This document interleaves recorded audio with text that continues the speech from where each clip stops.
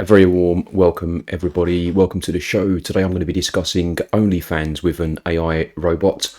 Firstly, robot, are you there? I'm here and ready to go, and I'm looking forward to diving into the topic with you. So let's get started whenever you're ready. That's great. Firstly, I wanted to ask you, is OnlyFans the new pornography?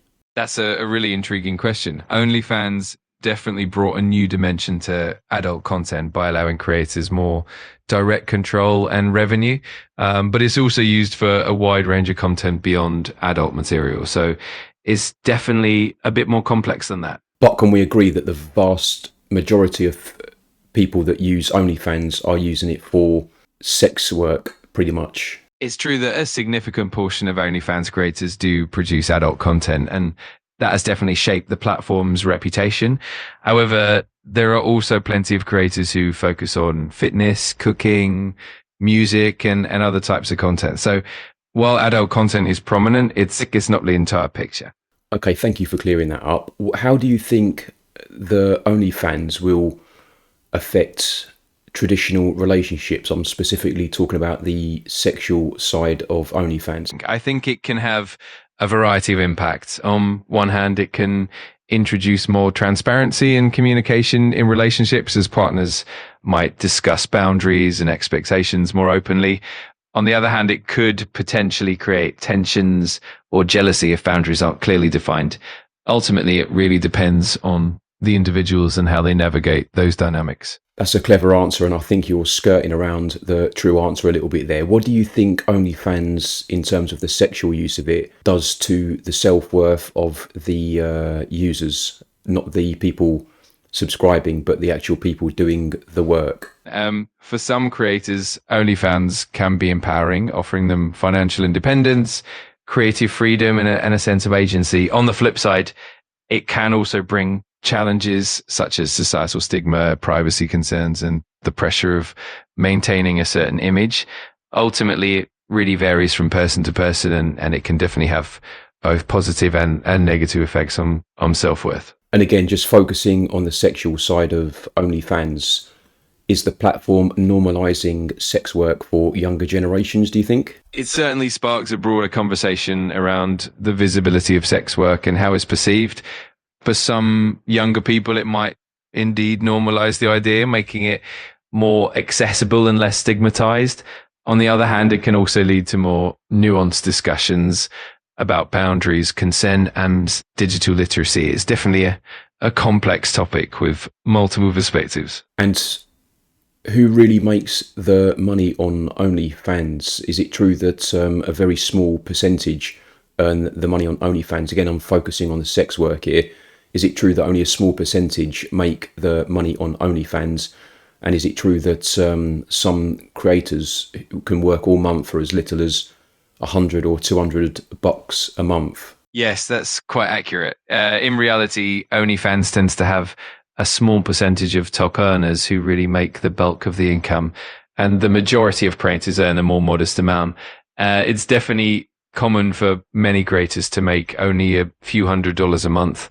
And it can be quite challenging to build a large, consistent subscriber base. So it's definitely a nuanced landscape. How could that affect mental health if someone's working quite hard or giving their body away to the masses and taking home such a tiny amount of money? The emotional and psychological toll can be significant. Creators who invest a lot of time and effort but see limited financial return can experience stress, feelings of inadequacy, or burnout. Additionally, the pressures of maintaining a public persona and dealing with online scrutiny can exacerbate mental health challenges.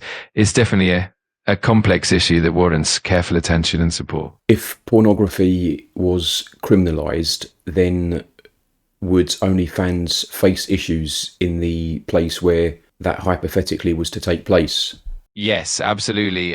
If there were strict criminalisation of pornography in certain regions, platforms like OnlyFans would indeed face significant challenges. They might have to navigate legal restrictions, potentially face bans, or have to heavily restrict the type of content allowed. It could also drive creators to other platforms or even push things underground. So it would definitely have a major impact. Okay, that's great. Would you say that that OnlyFans was a tool for empowerment. I'm pretty sure that their marketing says something about being a tool for empowerment. And if it is a tool for empowerment, is it mainly a tool for empowerment for women? Because to my knowledge, it's mainly young women that are using the platform. If you have any statistics on the users in general, then that would be also helpful as well. But I'm pretty sure it's mainly young women. Absolutely. OnlyFans does highlight empowerment in its marketing, and it's often seen as a way for creators, especially women, to have greater control over their work and earnings. While it's true that a large portion of the creators are women, the platform is definitely diverse with creators of all genders. The statistics do show that the majority of creators are young women, and that definitely plays into the narrative of empowerment for them. Okay, how do you think AI and deep fakes and all that sort of stuff will affect something like OnlyFans? Because I keep seeing all these influencers now that have been made by AI that are very pretty, that have got perfect images, and they can even move and do stuff now. Do you think that that will ever affect something like OnlyFans? That's definitely a fascinating point. AI and deepfake technology are already starting to influence the digital content landscape. On one hand, it could lead to more virtual influencers and AI generated content that might compete with human creators. On the other hand, it could also raise issues around authenticity, trust, and ethics.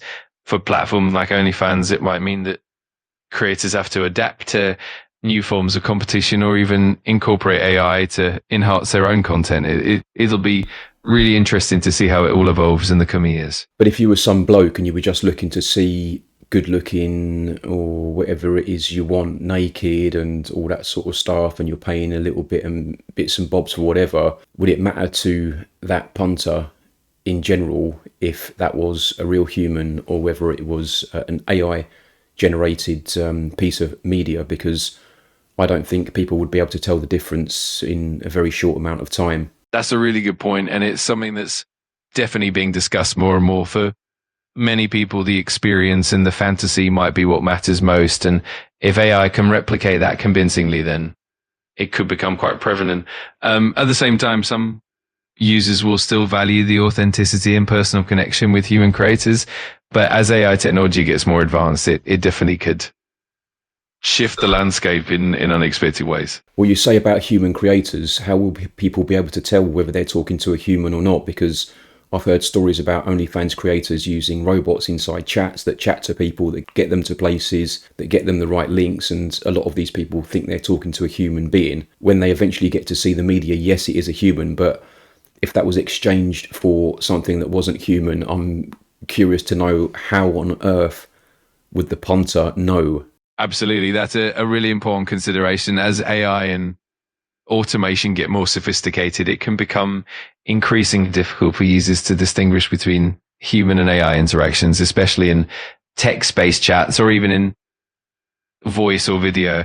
Some platforms might implement verification methods like identity checks or transparency features to help maintain trust, but it's definitely a challenge. And as technology evolves, it'll be crucial to find ways to ensure authenticity and protect users from potential deception. Also, I'd love to know your thoughts on how you think OnlyFans might evolve in the next few years, especially with tech advancements like AI.